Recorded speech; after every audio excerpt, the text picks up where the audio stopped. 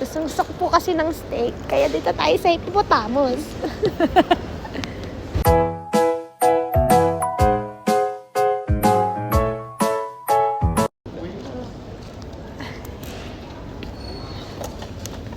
Konti lang din yung tao dito.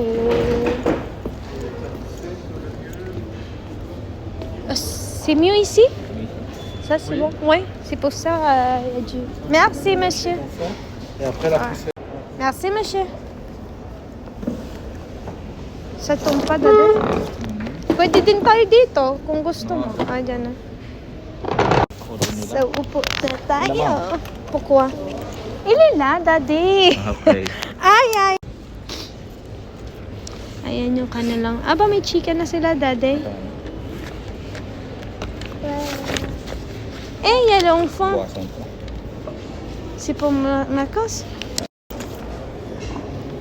So, nag-iintay pa siya ng menu eh. Ito na pala talaga. Yung menu Ang nila. titirahin ko ay entrecote XL. O, diba? May titirahin siya. 29. Wings de poulet, Gusto mo barbecue, entrecote si... XL lang. Sakot ko miyalo XXL. Steak. Ano tong isa? Ano?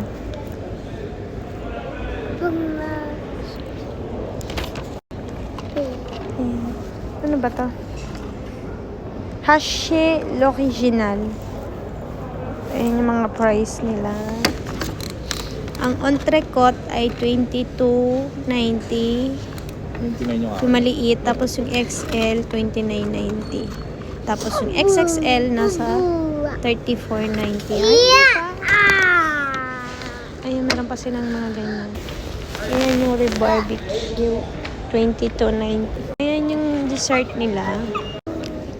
Buksan natin. Pambata daw to. Kasi itong pinakain yung pero ewan ko lang. Ito pa yan eh. Kasi di ba meron silang parang hashi. Color! Di ba? You want to open it? Open it. Can you open? Ayun pala ang mga waiter da. Ayan yung mga boisson. Ito mga beer yan. Boisson fraise. Ano yan, daddy? Jabon wine. Ano pa? Ano pa silang mga ganyan? Ano, saan mo? Isa lang ang waiter. Isa lang yung nasa entrance, nagpapano. Tapos siya din nagluluto. Multitasking sa dito. Siya din ang waiter. 7,000 sweldo.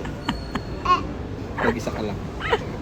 Okay lang kung ganyan lang yung tao. Kaya lang minsan sobrang dami ng tao dito. Mami! Yay!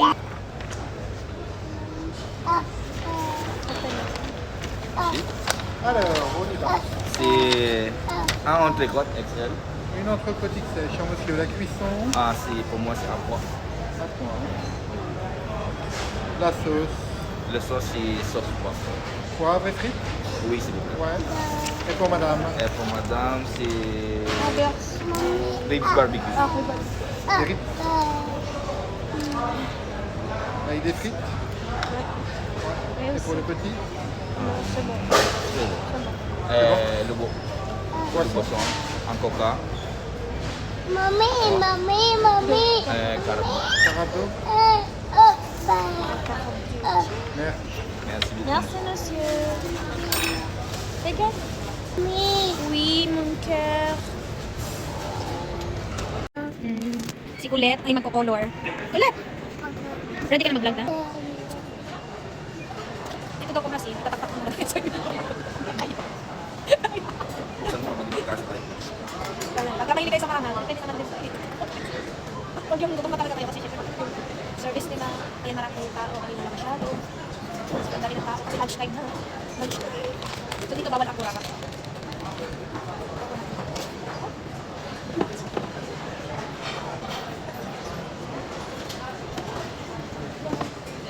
Parang hindi pa pala dito yung gusto ng restaurant mo. Ano yung gusto ng restaurant na beef, like steak?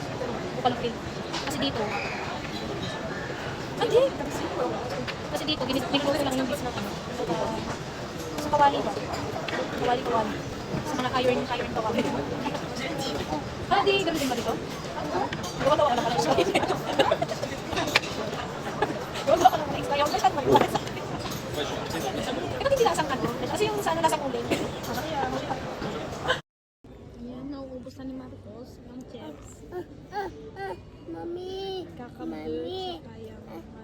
yung cooking daddy. At ang batang kumakain. Kumakain.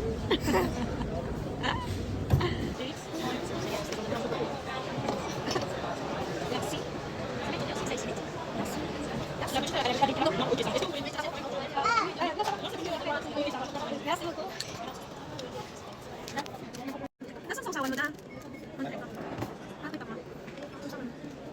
Kasi vlogger tayo.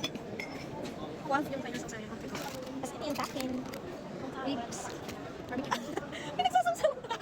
Sibong sa. Ay, ito yung malakiti.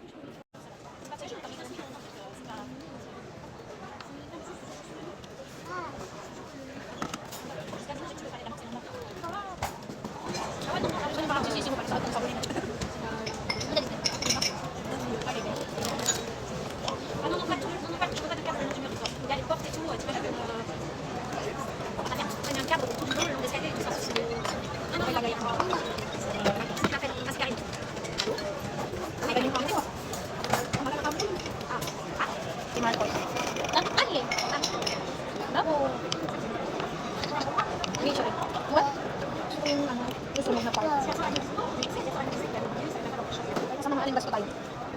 Wala pa bang kanin? Kanin po please. Ang sarap. Ang pala na. Hindi ako na ng ribs kaya hindi ko. Gawin na natin.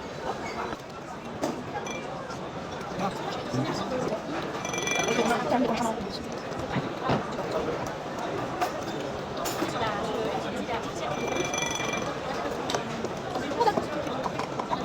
Sarap ng barbecue sauce. Hindi siya katulad ng mga yung na-fresh nila. Hindi sila nagsiservice na init-init pa. Alam mo yung baka nila na?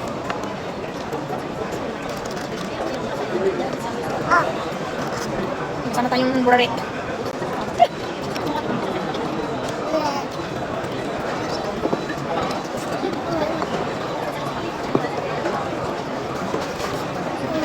Wait! Kaya daw pwede sa buffet. Kaya naman. Wow! Super nito ako. Kanina walang tao ngayon sa pagdaming tao. Alam mo kasi mga ano dito malapit na opisina nila. Kaya, buong paligid dito ang opisina. Tapos na tayo nginit kasi meeting na tayo sa dito. Magtanong ka kung ako lang ba yung babaeng ganun. Nagkakakma ka lang.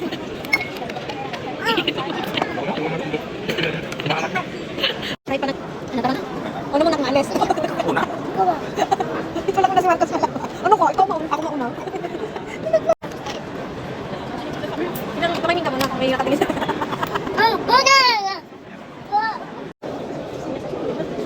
Mas 57 row. Times nila lang sa sito. Parang naka 3,420 tayo. In pesos.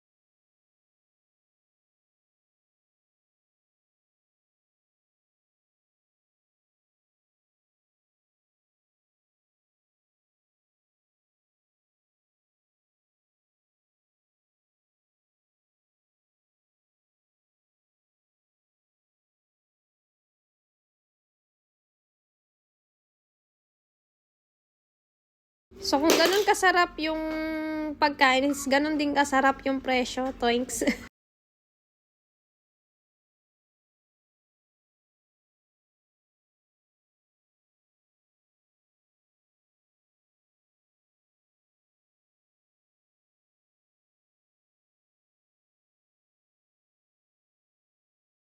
Dito nga pala, pwede nyo naman kamayin kung sakaling nahihirapan na kayo. Huwag lang kayo magpapakita sa Pilipino. Baka sabihin, ano ba yan, kumakain sa isang social na restaurant tapos nagkakamay?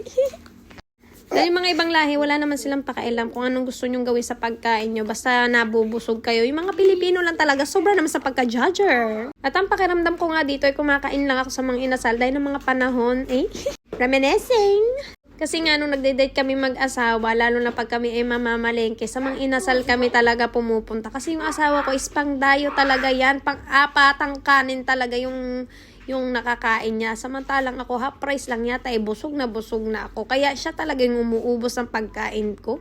So dati nga, pinagmamasdan lang namin tong hippopotamus dahil hindi nga kami masyadong nagkakakain sa mga gantong restaurant dahil para sa amin is sobrang mahal talaga. So kung kakain man kami, ang kinakainan namin McDonald's, KFC, kasi nga noong mga panahon na yun, ako nga lang ang nagtatrabaho at ang asawa ko wala naman masyadong ugasinong trabaho. Ay siya, ako'y naiiyak na. Ay siya, ngayon nakakakain na kami sa mga ganering restaurant, sa mga Buffalo Grill. Dati-rati nga sa mga McDo, KFC kami kumakain yan. Kasi yun lang yung medyo afford namin noon.